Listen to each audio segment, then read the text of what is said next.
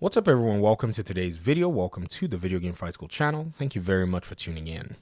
An audience member of mine left a comment, and it's a long comment. I literally had to copy and paste it on a document because, I make these videos where I kind of clown back on people who may clown at me or whatever, but this person is a longtime supporter.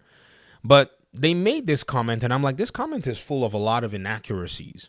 Because once you dispel the inaccuracies, you're going to realize that there's almost no reason for someone who says they're a true Rocksteady fan to hate on Suicide Squad Kill the Justice League.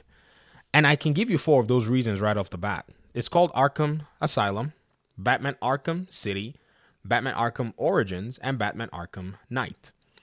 Let's look through what I think is going to clarify all of this, and then we'll circle back to the Suicide Squad conversation.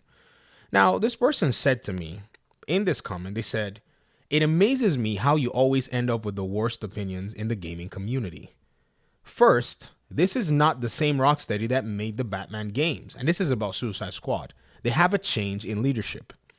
See, I'm not here to have the best opinions in the gaming community. I'm here to have the most accurate opinions in the gaming community. I could not care how much people may feel about the content I make. I want to be accurate. Suicide Squad Kill the Justice League is made by the creators of the Arkham games. In this video, Stefan Hill comes in here and says it himself. We're proud to bring you our new title, Suicide Squad Kill the Justice League. He is proud of it. He says this is from those who made you the Arkham games. You are saying something that the creator of the Arkham games did not say. This is him right here, promoting the game. Yes, he left the studio, but this is after the game had been made, because the game was made under his direction. When the credits roll, ladies and gentlemen, let's see if we're going to see Stefan Hill's name on that game. Maybe we won't, but we already saw him in the first Suicide Squad reveal that was done, remember? So even if we don't see his name, we're at least going to know that we did see his name and see his face and hear his words, even after this DC fandom event. So the accuracy is the biggest part of this whole conversation, more than anything else, and we must make sure that we get it correctly.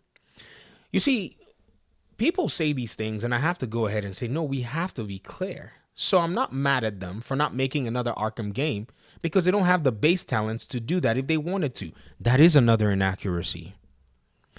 You see, people make this conclusion and they say things like that, but this person went ahead and said something and went to the point of, talking about my conversation about Gotham Knights, where I said things like the game doesn't have a counter because it doesn't need the counter abilities because they designed a system like that. But they're tying it to the, false assumption that they don't have the talent. Just yesterday, I found a podcast that was actually done in 2021 by the lead combat designer of Gotham Knights. This same person worked with the melee system, the free flow system in Batman Arkham Origins. The talent is there. The work, the files, the code is all there. The system is there in the studio. It lives in a computer or server file somewhere. So it's not something they can't tap into, but it doesn't belong to them at Warner Brothers Montreal. It belongs to Rocksteady. This gentleman in this interview said that they gave them a branch, of the game Arkham City. And they went with that. Ben Mattis, who's the studio director, or at the time of Warner Brothers Montreal, said the exact same thing. So this is not something that many people are thinking that they cannot execute. They can execute on it, but they wanted to make their own game. And no, Gotham Knights doesn't have a counter system because it doesn't need it. How do I know? The Spider-Man game in 2018 that sold all these copies, show me the counter button for that game. It doesn't have a counter system. It uses a slightly different inspired system from the Arkham games, but it sold more than Arkham. If the counter system is the big deal, then that's not the problem. But again, we see a conflation of what the understanding is. And he said, I'm upset once again, the lack of passion for the product that you all are trying to sell to me as if it were an Arkham game. No one is trying to sell this to you as if it's an Arkham game. It's a live service shooter. You're imposing your own expectations upon the whole project as if to say that there are not other people that are trying to go ahead and look at the game. $70, $165 for the deluxe in the UK. BS, this is borderline a free game. The character models look like poop. They took close to 0 notes from the Arkham characters, which is why you'll find Deadshot and Harley looking like complete strangers if you go back and play those games. Don't buy it. No one is forcing you to buy it. I paid $70 for Marvel Spider-Man 2, and the game is a bust. I didn't even get New Game Plus. I paid about the same for Tom Clancy's The Division 2, and they've been almost force feeding me content for almost 4 whole years, if not 5. Sometimes a live service game would do well. And guess what? I paid for the Division game $70 as of the time I bought the Gold Edition, I think, which was a little cheaper because I bought it on PC. It was less than $70. Then I paid for Warlords of New York about $30, $100, and I've had content for 5 years. After I paid for Warlords of New York, I didn't pay a single dime afterwards. I did not need to pay a single dime. In fact, it wasn't until I actually opened a different account that I paid and spent some money on some other stuff that I wanted. But that was it. I didn't have to pay a single dime after that. And in fact, I'm so tired of the content because I'm like, I'm not playing anymore for the meantime. In fact, I logged in the other day to play. So again, all of this notion that live service games are supposed to be this evil thing that you shouldn't touch. If you don't want to touch it, that's fine. But again, it's a fundamental misunderstanding to think that we, the other gamers, are the problem. That's exactly what it is that you guys are saying, but you just don't want to say it because you know it's going to sound ridiculous, but you come to the content creators channel to say it. Let's keep going. Then on top of that, we all see the smooth animations that they marketed, but then watch the gameplay, and guess what? It's the same animation, no repeat, no different melees or nothing, just one melee action, then takedown animations. It's a shooter. Do you not know what those kinds of games are? You don't play shooters?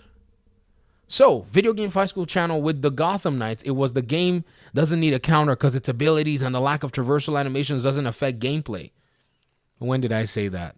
It has an ability system. Use the abilities. You see my gameplay, don't you? Do I look like I need a counter button? Go back to the video that has been made today, 1/24/2024. I don't need a counter button. I smoke everybody. You learn the game, you learn its systems, and you call it good. That's how you play these games, right? Maybe if you don't want to play it, that's fine. And then he says, with this, what's the excuse for these corporations that have no passion? The only reason is a live service is a triple dip in your wallet. As if Sony doesn't want to sell us Spider-Man 3 in 3 copies. You see, this is where the problem is. See, I'm not here to gather subs. I don't want to gather subs that don't want to think about the issues at hand. I want people who are willing to look at the reality of what's going on and be able to measure it from a place that is free, sans emotion, so that we can get to the truth of what the problems are in the gaming industry and figure out ways for solutions to be there. That's what I want. Don't pretend to me like single-player games are so-called the best thing every single time. Like, even the best games so far have had some elements of the games that you've called the worst games. Baldur's Gate 3 was wholly delayed on the Xbox platform because they could not resolve the co-op for the Series S. Somehow Gotham Knights did the wrong thing by having co-op, according to you guys. It's now a live service game because it has co-op. That's what you all said, right? But you will never say it for Baldur's Gate, even though it delayed its co-op because it knew it was essential to its own game mode. That's what the developers thought, even though people said, we can do without the co-op. Developers are like, no, we want the co-op. We want the couch co-op. We want it in the game. But we didn't call it a live service game, though. Elden Ring has got full PvP. It's got a PvP arena. It's got, PvE where you can summon people, but we will not call it a live service game. But Gotham Knights is a live service game because you saw number bars in health.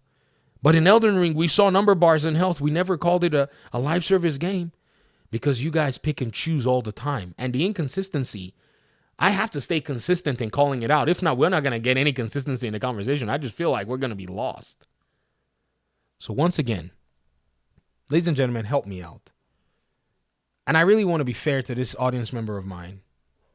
But I think this is insane. This so-called, this overly knee-jerk reaction for a live service game that you're not going to play. It's an overreaction. And we're starting to see that it's getting tiring.